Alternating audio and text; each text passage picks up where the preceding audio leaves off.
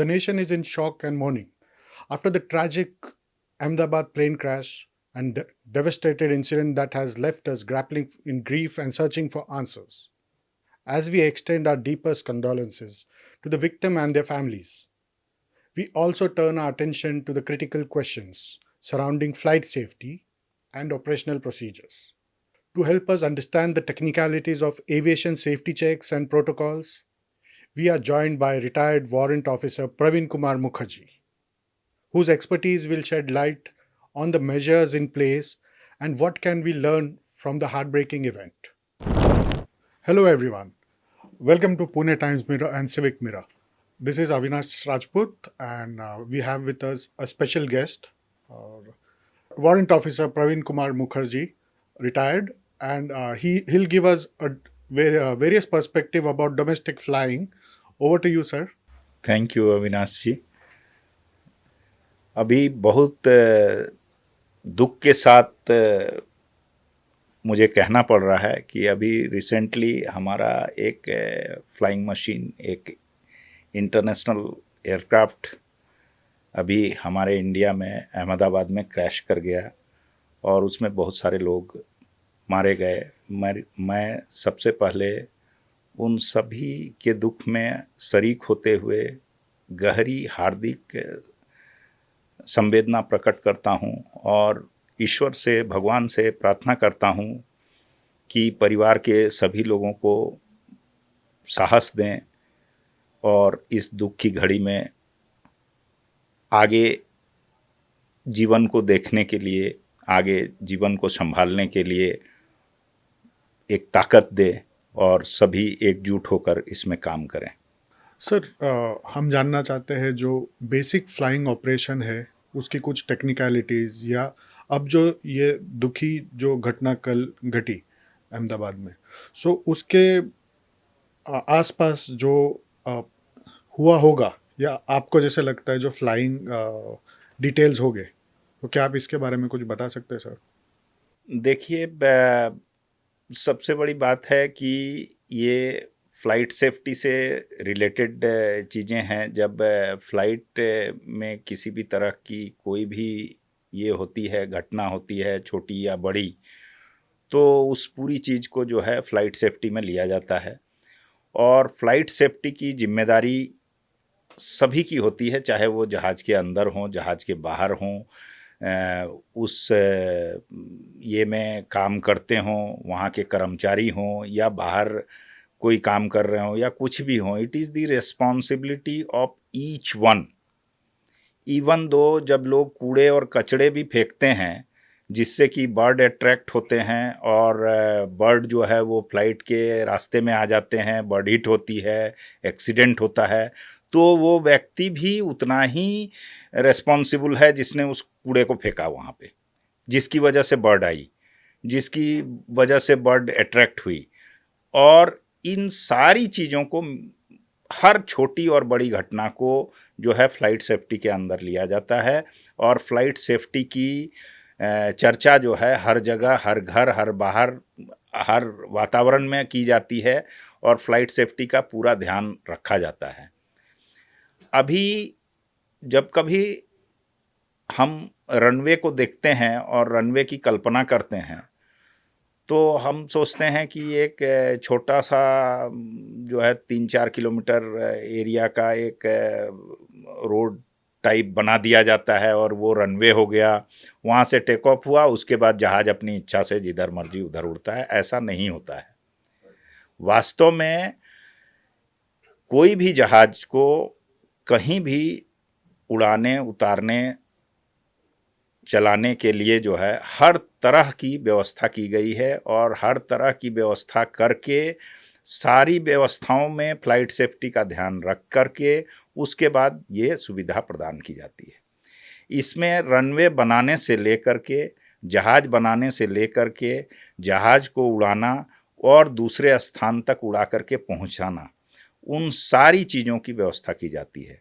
अभी जो ये रनवे दिखाई देता है, तो ये रनवे जिसको हम बोलते हैं, इसको रनवे को जनरली 150 फीट का वो चौड़ाई होती है उसकी और लगभग 3 किलोमीटर तक इसकी लंबाई होती है।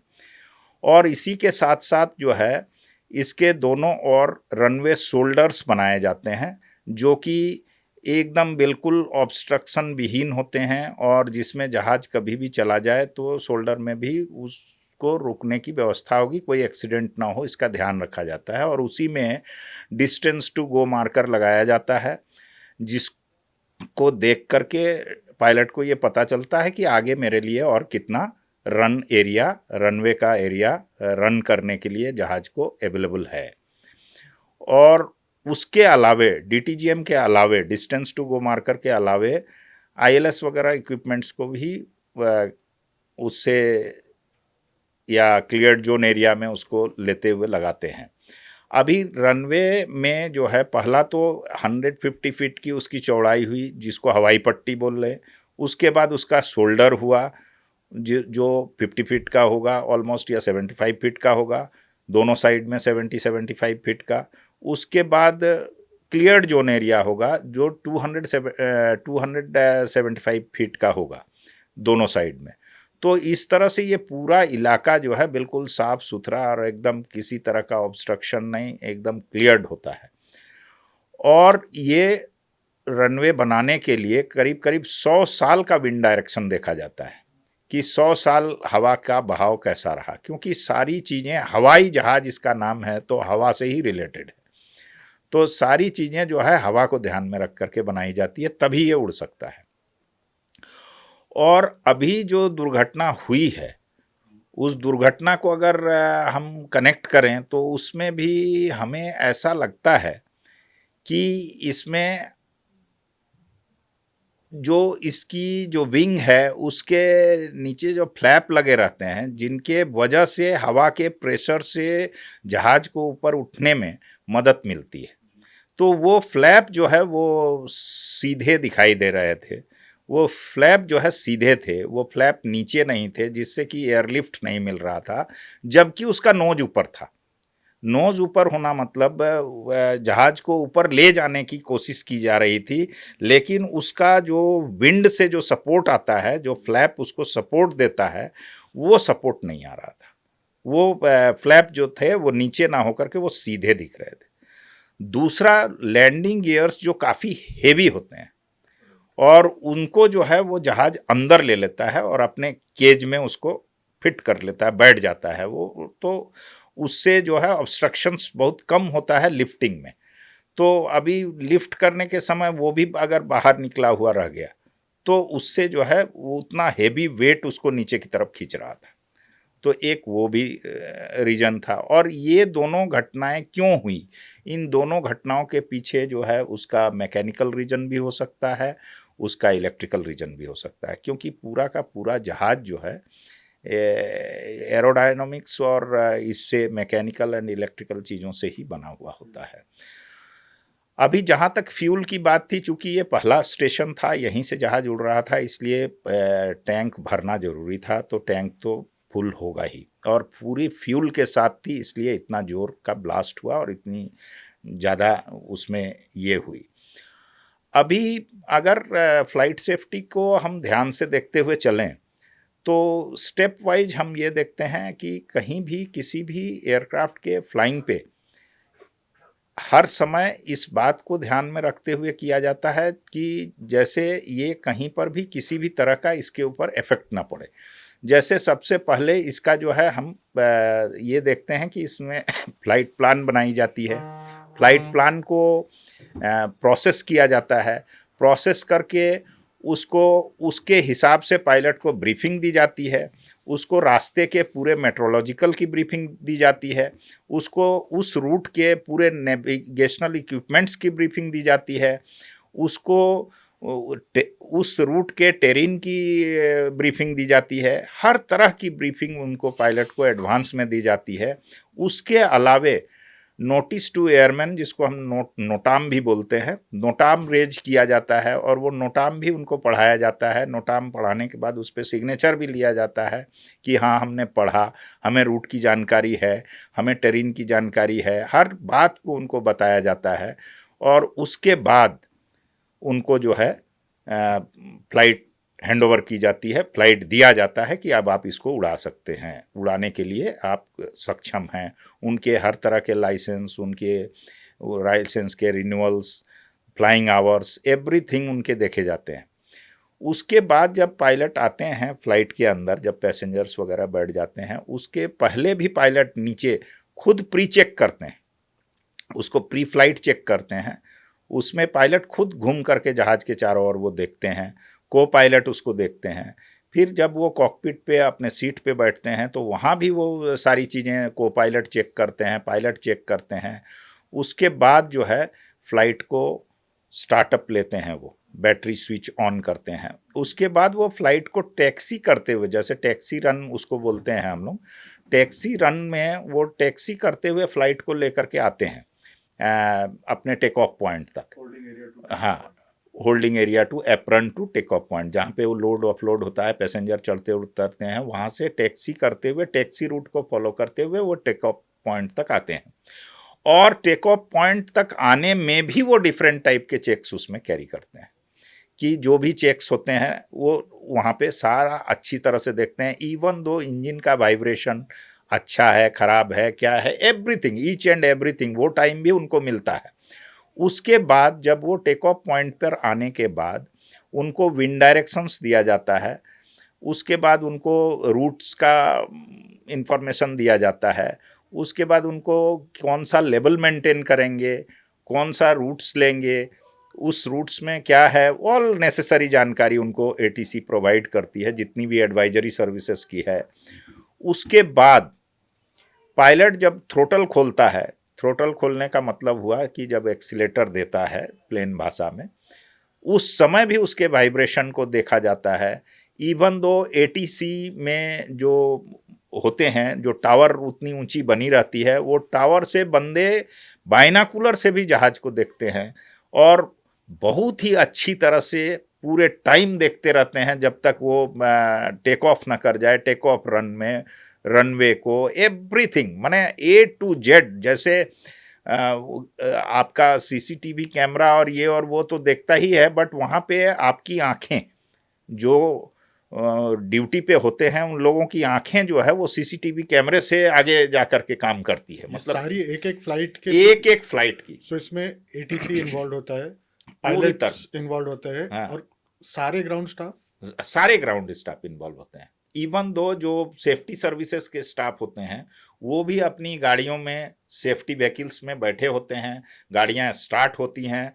और ऐसा तब तक होता है जब तक वो जहाज जो है चेंज ओवर ना कर ले, माने वो रन करता है, टैक्सी रन करते हुए आया, जब से स्टार्ट हुआ टैक्सी रन करते हुए टेक ऑफ पॉइंट पे आया, टेक ऑफ पॉइंट से रन करते हुए रनवे पे क्लाइम किया, क्लाइम करके जब वो रूट पकड़ता है और जब वो बोलता है कि फ्लाइट इज टेकन ऑफ, हाँ, अपना डेस्टिनेशन का जब वो एस्टिमेटेड टाइम ऑफ अराइवल देता है, ईटीए डेस्टिनेशन बताता है, उतनी देर तक जो है हाई अलर्ट पे रहती है पूरी ATC staff and safety services. और वेदर अपडेट्स भी होते हैं, और वेदर का, और पूरा मेट्रोलॉजी डिपार्टमेंट, मेट्रोलॉजी तो थ्रू आउट काम करता रहता है, डे एंड नाइट 24/7। बट ये जो स्टाफ हैं ये तब तक तो एकदम से ऑन टोज होते हैं जब तक ये फ्लाइट अपना डेस्टिनेशन ना पकड़ ले।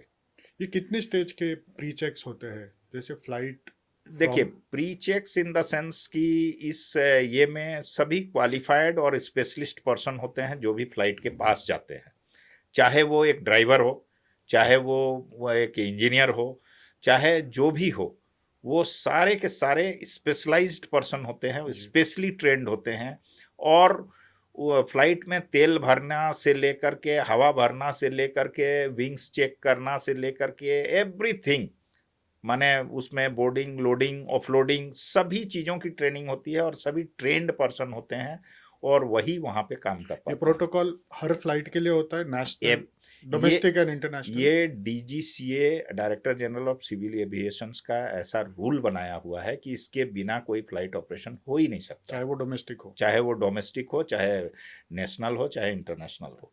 इसमें सारी चीज़ों को ध्यान रखा जाता है और इसका ये आईसीएओ का एक रूल्स बना हुआ है, आप समझ लीजिए कि इसमें जो है इंटरनेशनल सिविल एविएशन ऑर्गेनाइजेशन जो है वो एक रूल्स के तहत काम करती है पूरा का पूरा, और ये पूरे वर्ल्ड में इसी तरह का है।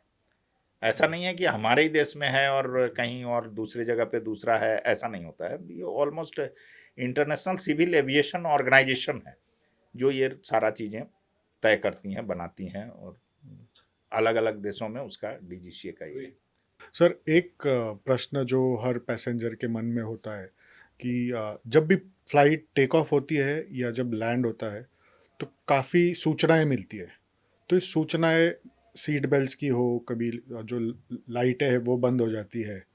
सो इसमें ये सूचना का क्या कारण है, और ये जो पूरा पैनिक होता है एयर होस्टेस या वो पूरा प्राइवेट स्टाफ में, सो उसका क्या रीज़न है?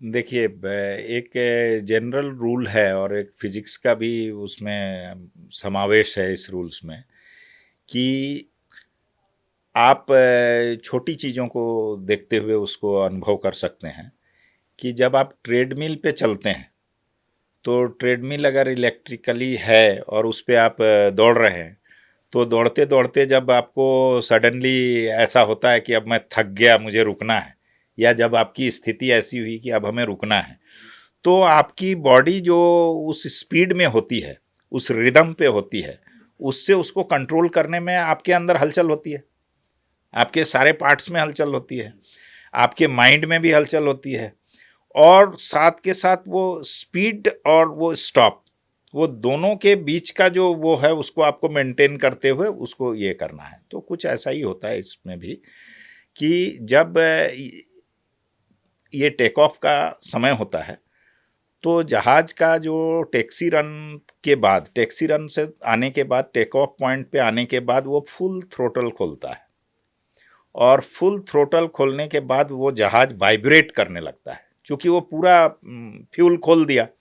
अब वो उतनी मात्रा में, उतने प्रेशर में फ्यूल जो है जेट इंजन के अंदर जाता है, और जेट इंजन उतना ज़्यादा उसको पावर देता है, तो जहाज में एक वाइब्रेशन होने लगता है, और वो वाइब्रेशन जो है उसके अंदर बैठे हुए सभी लोग भी फील कर पाते हैं कि हाँ वाइब्रेशन हो रहा है।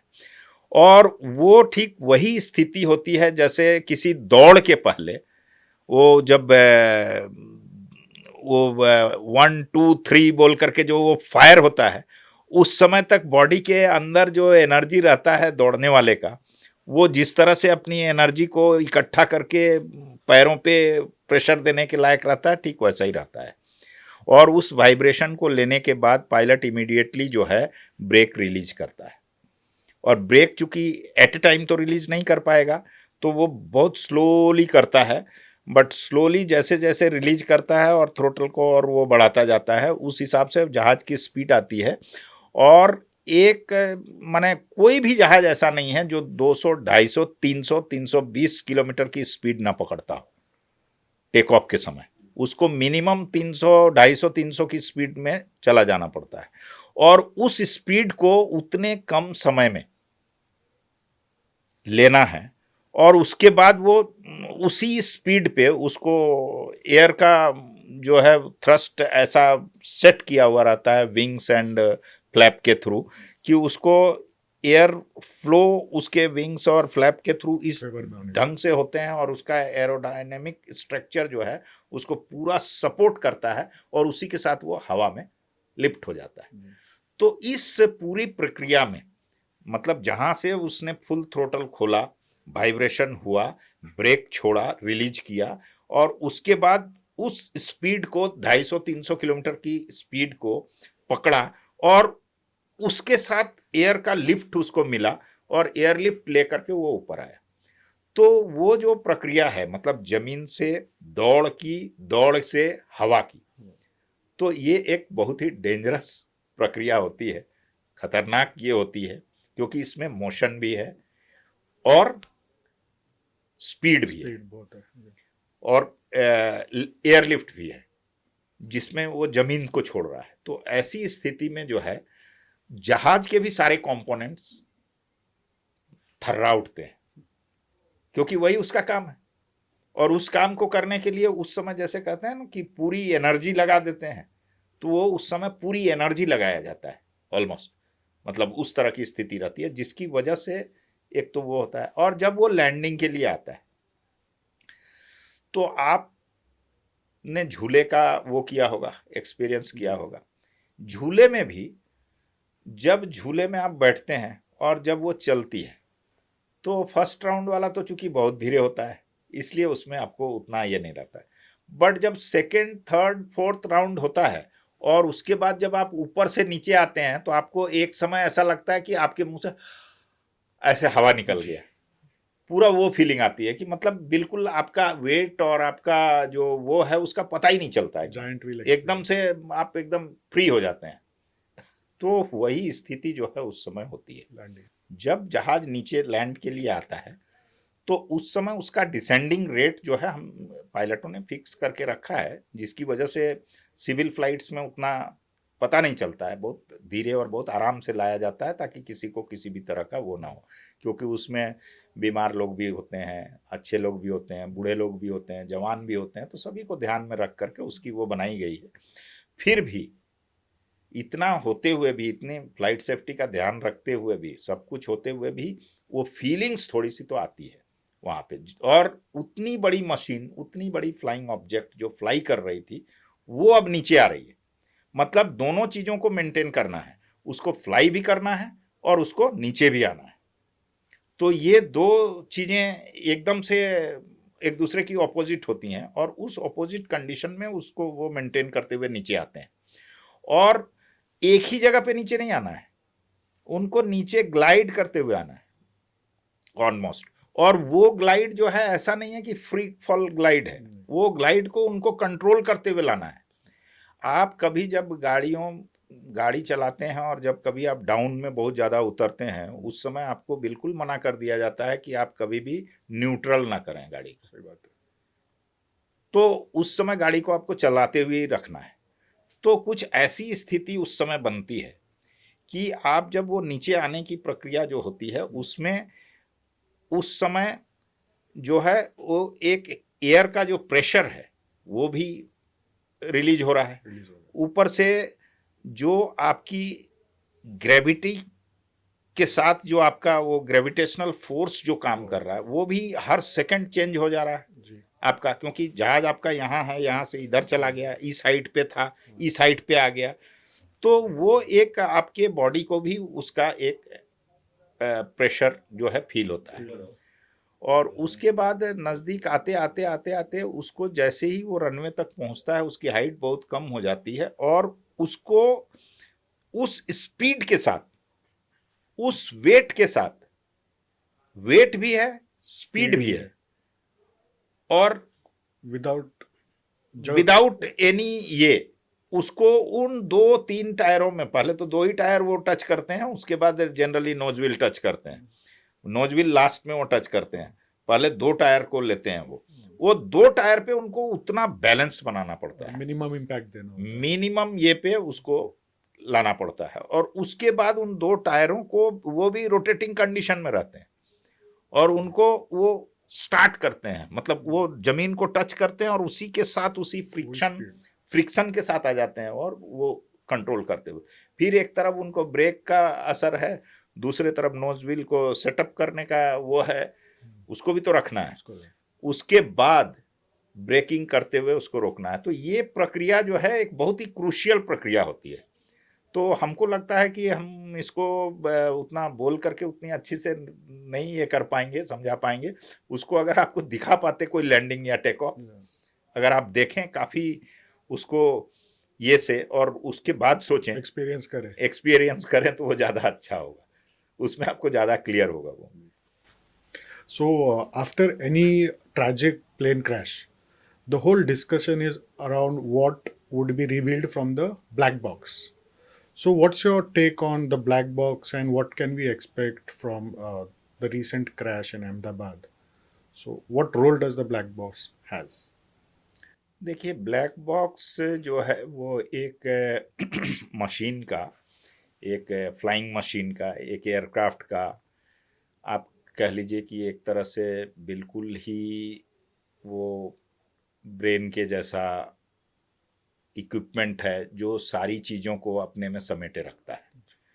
उसमें सारी टेक्निकल चीज़ें भी रहती हैं, सारे कन्वर्सेशंस भी रहते हैं, और उसमें जितने भी सेंसर्स के जो माध्यम से जो कंट्रोल्स किए गए हैं, दिए गए हैं जहाज में, उनके भी जो भी इफेक्ट हैं वो सारे उसके अंदर रहते हैं, और वो इतना सेफ होता है कि अंडर नो कंडीशन जो है वो किसी भी तरह डिस्ट्रॉय हो सकता है। तो इसलिए चाहे जहाज समुद्र में गिरे, आग में गिरे, या कहीं घर पे गिरे, कहीं कहीं भी किसी भी जगह होता है, तो लोगों को उम्मीद रहती है कि हम उसके ब्लैक बॉक्स तक कैसे पहुंचे, और ब्लैक बॉक्स को कैसे खोलें, उसको कैसे सुने, उसको सुनने के बाद जैसे कोई भी व्यक्ति को जब हम सेंसलेस होता है तो हमारी इच्छा ये रहती है कि अब ये व्यक्ति का कब होश आएगा तो ये सारी बातें बताएगा। तो लाइक दैट जब हमको ब्लैक बॉक्स मिलता है तो हमें ऐसा ही लगता है कि अब हमें सारी जानकारी मिल जाएगी, क्योंकि बहुत सारी चीज़ें ऐसी भी हैं जो ब्लैक बॉक्स के अंदर नहीं आती हैं। बहुत सारी चीज़ें हैं। अभी जो एटीसी होता है, एयर ट्रैफिक कंट्रोल होता है, उसमें एयर ट्रैफिक कंट्रोलर और पायलट के बीच बातचीत होती है, वो सीधी बातचीत होती है।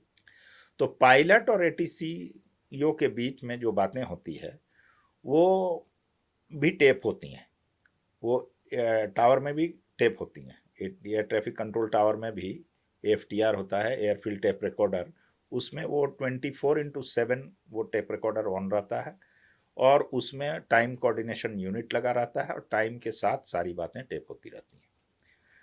और किसी भी क्रैश में अगर जहाँ से जो एटीसी कनेक्टेड होता है वहाँ का वो एएफटीआर सील कर दिया जाता है तुरंत, ताकि, और उसके बाद तुरंत दूसरा एएफटीआर लगा दिया जाता है। पुराने वाला जो चल रहा था जिसमें वो क्रैश की बातें आई है या संभावना है, वो सील करके वो रख लिया जाता है कोर्ट ऑफ इंक्वायरी के लिए, और नया एएफटीआर तुरंत साथ का साथ रिप्लेस कर दिया जाता है ताकि आगे चलता रहे। तो अभी लास्ट कॉल जो है इस केस में वो मेडे मेडे मेडे का आया पायलट से, जिसको एटीसी ने सुना और एटीसी ने भी रिएक्ट किया मेडे कॉल के ऊपर। तो अभी आगे जो है वो मेडे कॉल के बाद एटीसी का रिएक्शन जो है वो उसमें आ जाएगा ब्लैक बॉक्स में। और दूसरा जो है ये उन्होंने क्या कहा, अगर कुछ कहा होगा उन्होंने जिसको एटीसी तक पहुंच ही नहीं पाया, वो भी संभवतः उसमें हो सकता है। और जो कॉकपिट के अंदर बातें हुई पायलट और को पायलट के बीच में कि यार ऐसा हो रहा होगा, वैसा हो रहा होगा, जो भी है, जो भी चीज़ें हैं वो भी उसमें होंगी, जो आपस में दोनों एक दूसरे से उस इमरजेंसी सिचुएशन में बात किए होंगे। और जो सेंसर्स से रिलेटेड जो सभी टेक्निकल ये वाले हैं वो बता पाएंगे उतना अच्छा से, बट उससे भी रिलेटेड जो चीज़ें हैं वो भी ब्लैक बॉक्स में आ जाती हैं। तो अभी ब्लैक बॉक्स बहुत इंपॉर्टेंट हो जाता है मिलना, और उसको डिकोड करके उसको सारा चीज़ उसका सुनना। और उससे जो है कोर्ट ऑफ इंक्वायरी में मदद मिलती है। कोर्ट ऑफ इंक्वायरी से ये पता चलता है कि इस हादसे का मूल कारण क्या था, और उस मूल कारण तक पहुंचने के लिए ही अब सारी जो है दुनिया लगी है कि किसी भी तरह हम लोग मूल कारण तक पहुंचें ताकि और ऐसा भयानक हादसा ना हो। सो जैसे आप बोल रहे हो कि ब्लैक बॉक्स में कुछ चीज़ें रिवील हो सकती है, सो अगर उसमें कुछ टेक्निकल ग्लिच हो या ऐसा कुछ उसमें से जो ऑब्जर्वेशंस आते हैं, सो क्या ये हम कंपनीज या बाकी लोगों के साथ शेयर करते हैं ताकि उस पर डेवलपमेंट हो और उस पर कुछ अपग्रेडेशन आए?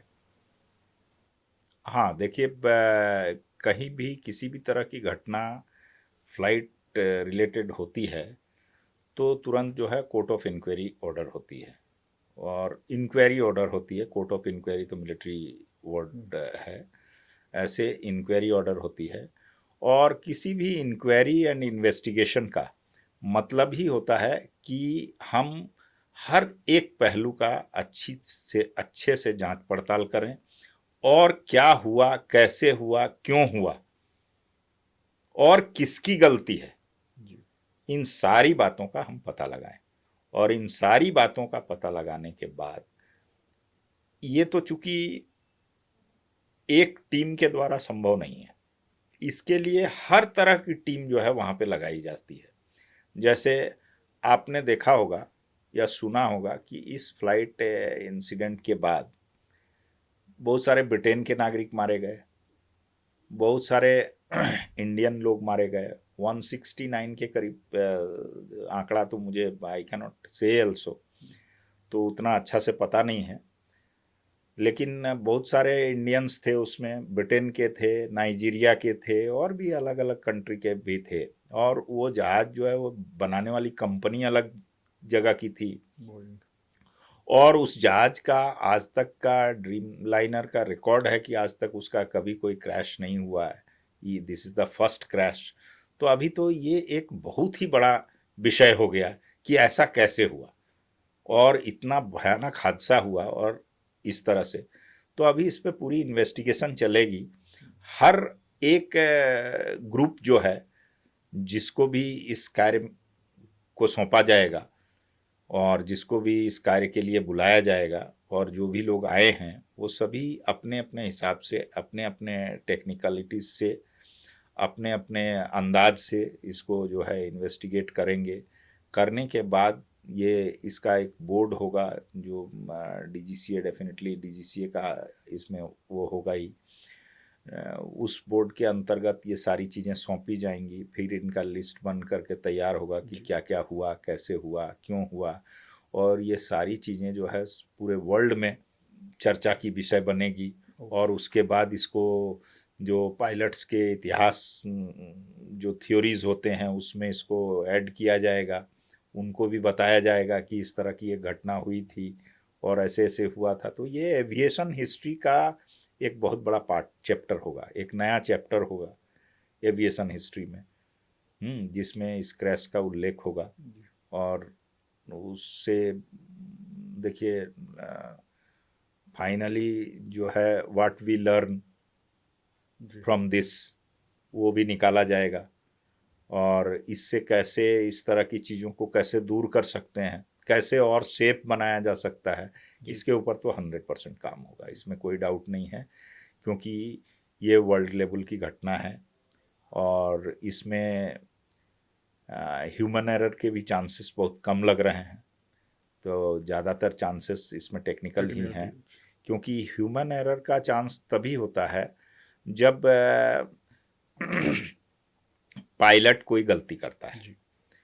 तो पायलट की गलती तब समझ में आती है जब वो पायलट उसको टेक ऑफ करने के बाद ही, उसको टेक ऑफ करते समय या टेक ऑफ के ये पे या लैंडिंग के टाइम पे वो उस तरह का कुछ दिखाई दे। लेकिन ये तो बहुत ही स्मूथ टेक ऑफ था, और स्मूथ टेक ऑफ के बाद पायलट मेडे कॉल देता है। सही बात है। तो इसका मतलब ये है कि कुछ ऐसी टेक्निकल खराबियां आई जो कि पायलट के बस का नहीं था, और जिसको देखते ही पायलट ने रिकॉग्नाइज कर लिया कि now there is no chance.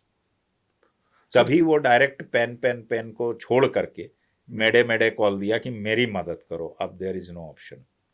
क्योंकि वो अपने तरफ से तो नोच को पुल करके रखा है, उठाने के लिए कोशिश कर रहा है, लेकिन जहाज उठ ही नहीं रहा है।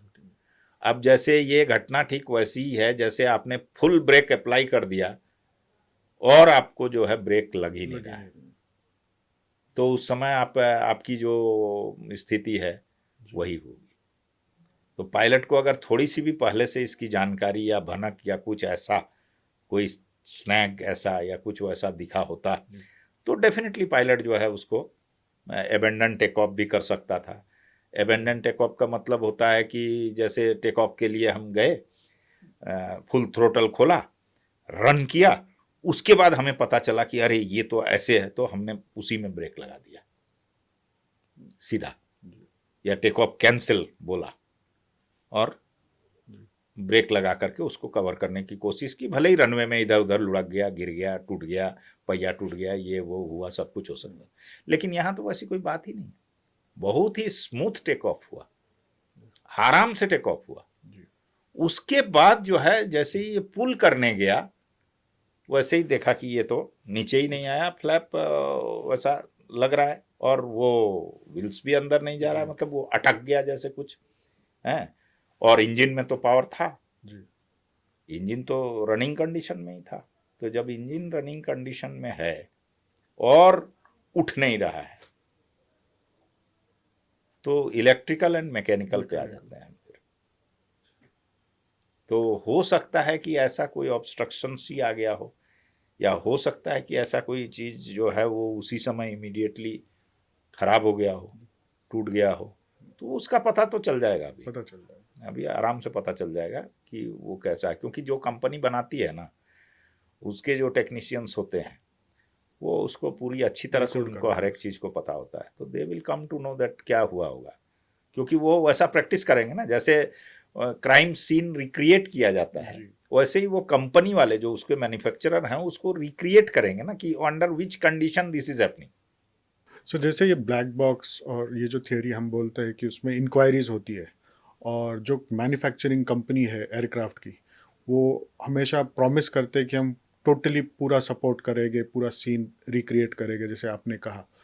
सो कंपनी का फोकस हमेशा होता है कि वो उसमें कुछ ह्यूमन एरर दिखाए, क्योंकि अगर उन्होंने अपनी गलती मान ली, सो उनका वो कंपनी के लिए नाम उनका ख़राब होगा ग्लोबली। उनके ये सब इंटरनेशनल कंपनीज है, इनका ग्लोबली मार्केट में रेपुटेशन ख़राब होगा, शेयर प्राइस में अफेक्ट हो जाएगा।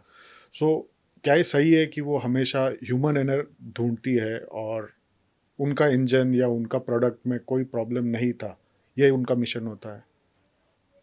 देखिए कि बेसिक ह्यूमन रूल है कि जो ईश्वर ने ही जो है ह्यूमन को एक ऐसा चिप दे रखा है ब्रेन में जो भूलने के काम में आता है। अगर वो चिप ना होता, मनुष्य के दिमाग में अगर वो चीज़ ना हो, भूलने वाली शक्ति ना हो, तो फिर उसका जीना मुश्किल हो जाएगा, ऐसा लगता है। तो भूलने वाली स्थिति में ह्यूमन ब्रेन काम करता है। तो जैसे ही कोई घटना होती है, जैसे ही कोई एक्सीडेंट होता है, तो वहां तक तो हम पहुंच जाते हैं बहुत आसानी से, थोड़ा जद्दोजहद करके, क्योंकि जिस चीज़ को हमने बनाया है उस चीज़ के बारे में हमें जानकारी नहीं होगी, ऐसा तो हो ही नहीं सकता। तो वहां पे कहाँ पे हमने गलती की है वो तो हम पकड़ लेते हैं। लेकिन अब पछताए होत क्या जब चिड़िया चुग गई खेत। गलती तो पता चल गई, लेकिन इतना बड़ा हादसा हो गया। और उस हादसे के साथ सबसे बड़ी बात थी कि वो व्यक्ति चले गए और ये कंपनी रह गई। तो अभी कंपनी चलनी है जिसमें कि बहुत सारे लोग जुड़े हैं, जिसमें उनको कि बहुत व्यापार सारे करना है। लोगों का रोजी रोटी भी चल रहा है, उनका नफा नुकसान भी है, बहुत कुछ है। तो अभी वो कहते हैं ना, सत्य ठीक है लेकिन कटु सत्य ठीक नहीं है। तो कुछ ऐसा फॉर्मूला लग जाता है जिसमें कि कुछ बातें दब जाती हैं, कुछ बातें ढंग से आ नहीं पाती। लेकिन हाँ, इतना जरूर है कि आगे ऐसी घटना ना हो, इसका पूरा ध्यान रखा जाता है। भले ही इसमें ब्लेम किसी को भी दिया जाए, ब्लेम गेम तो चलता है, लेकिन किसी भी ये में किसी को भी ब्लेम दे करके जिससे ही फायदा नुकसान होता है, उस तरह का ध्यान को, उस तरह की बातों को ध्यान में रखते हुए काम करते हैं। और तथ्य का पता लगा करके आइंदा ऐसी गलती ना हो, इसका इंतजाम किया जाता है। लेकिन जहाँ तक रहा कि ब्लेम वाली बात है, तो वो तो जो सस्ता पड़ता है, जो अच्छा होगा पूरी टीम के लिए, वही किया जाएगा उसमें भी अभी। लेकिन सत्य का पता तो लगेगा, सत्य का पता लगेगा। ब्लेम भले ही किसी के ऊपर आए, कोई ले, हैं। और ऑटोमेटिक तो नहीं हो सकता है, अगर ऑटोमेटिक होता भी है तो भी वो इक्विपमेंट फेलियर होता है, तो फिर उस इक्विपमेंट के ऊपर चर्चा होगी, उस इक्विपमेंट को और अच्छे ढंग से बनाया जाएगा। मटेरियल फेलियर होता है। जैसे मान लीजिए कोई चीज़ लोहे की बनानी थी वहाँ पे हमने उसको अल्मुनियम की बना दी, तो अल्मुनियम तो उतना नहीं झेल पाया, तो अल्मुनियम से चल रहा था। तो ऐसा भी कुछ हो सकता है, बट ज़्यादातर चांसेस इसमें टेक्निकल ही लग टेक्निकल रहा है। एरर के। 99% मेरे हिसाब से, इट्स माय ओन, ये या सो पायलट एरर नहीं है। 242 पैसेंजर्स थे, उसमें एक सर्वाइवर है। सो वो 11A पे बैठे हुए थे, और सामने की तरफ होता है 11A सीट। सो क्या इसमें कुछ सत्य है कि जो 11 वाला रो या 12 वाले जो रो है कंपैरेटिवली ज़्यादा सेफ होते हैं, और सर्वाइवल रेट अगर किसी का है तो उनका ज़्यादा होता है? क्या इसमें कोई लॉजिक है? हाँ, इसमें बिल्कुल साइंस है, और वो साइंस इस तरह का है कि आप देखिए, ऑलमोस्ट ये एरिया हमको लगता है विंग्स के जो जुड़ने वाले जो एरिया हैं, जहाँ पे विंग्स जुड़ती है और जो वहाँ पे इमरजेंसी गेट होता है, वहाँ पे ही, तो ऑलमोस्ट उस एरिया या उसके आगे पीछे का कुछ इस तरह का एरिया वो लगता है। अभी तो जब तक जहाज़ नहीं सामने हो तब तक उस चीज़ को नहीं मैं रिकलेक्ट कर पा रहा हूँ। और दूसरी बात है, ड्रीम लाइनर की बोइंग का किस तरह से वो है, उतना अंदर से जब तक न देखें तो तब तक पता नहीं चलेगा उतना। लेकिन ये एरिया जो सीट नंबर 11 और उसके आसपास का एरिया है, ठीक वो वैसा ही एरिया है जैसे हमारी आंखें हैं। आंखों के अंदर जो रेटिना है, आप देखिए आंख में कहीं से भी कुछ भी किसी भी तरह का चोट जो लगता है, लेकिन रेटिना अफेक्टेड नहीं होती है जल्दी। वो जो है चोट जब तक वैसे डीप टाइप ना लगे, इधर उधर से लगता है तो ऐसा उसकी बनावट है आंख जी की जी कि वो कवर रहता है। मतलब आप देखिएगा इधर उधर लग जाएगा जी इसमें, जी। है हाँ चारों तरफ लग जाती है चोट, इधर भी लग जाएगा, ये भी नोच पुच जाएगा, लेकिन अंदर जो रेटिना है वो बहुत सेफ रहता है। जी तो वो जो एरिया है 11 11 B D का एरिया, वो एरिया थोड़ा उस टाइप का एरिया लग रहा है कि वो ऐसा जॉइंट एरिया कह लीजिए उसको, या उसका। और दूसरा, इसका सबसे बड़ा रीजन जो है वो ये है कि नोज जो है इस डायरेक्शन में था जब वो ब्लास्ट हुआ है ऑलमोस्ट।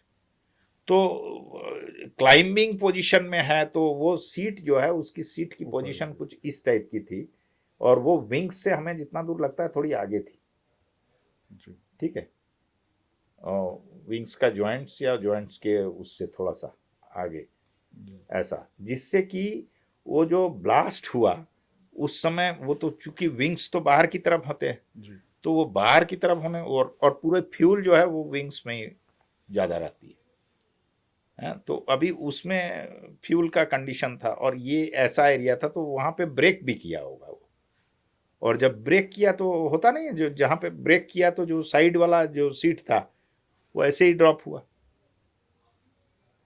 तो और चूंकि हाइट ही नहीं गेन कर रहा था, तो ब्रेक होने के बाद भी वो नीचे ही आ रहा था, तो नीचे हो सकता है कि वो सीट के साथ ही नीचे आया हो काफी ये तक, और गिरा भी है तो सीट के साथ ही गिरा है, तो उससे जो कुछ जर्क था वही लगा जमीन के साथ और सीट के साथ, तो उसको ज्यादा चोट आने का क्वेश्चन नहीं उठता है। तो इसलिए वो ही इज माने, हम ऐसे आध्यात्म की भाषा में उसको लकी बोल सकते हैं in all the way, but ये साइंटिफिक वो है, रीजन है उसका, क्योंकि वो जो जहाँ से वो ब्रेक किया है, जहाँ जर्क हुआ है, जो उसकी सिचुएशन थी विंग की, और जिस पोजीशन में जहाज़ था उस पोजीशन से जो नीचे गिरा, जी। तो वो सीट के साथ ही गिरा है ऑलमोस्ट, तो इसलिए उसको चोट नहीं लगा ज़्यादा, और वो एरिया उस तरह से कवर होता है। Thank you, sir, for coming and giving us the मुझे अब भी information. बहुत दुख हो रहा है कि ओकेजन हम तो लोग दुख ही है, बट अभी हमको कोई वो भी उसको कुछ नहीं कर नहीं पाए कर पाए। हैं। उसके मेडे कॉल को मेरी मदद करो, जी और हम कोई मदद नहीं कर जी पाए, इसके लिए हम बहुत दुखी हैं, हम बहुत शर्मिंदा हैं, और हम ईश्वर से प्रार्थना करते हैं कि आगे ऐसा ना हो।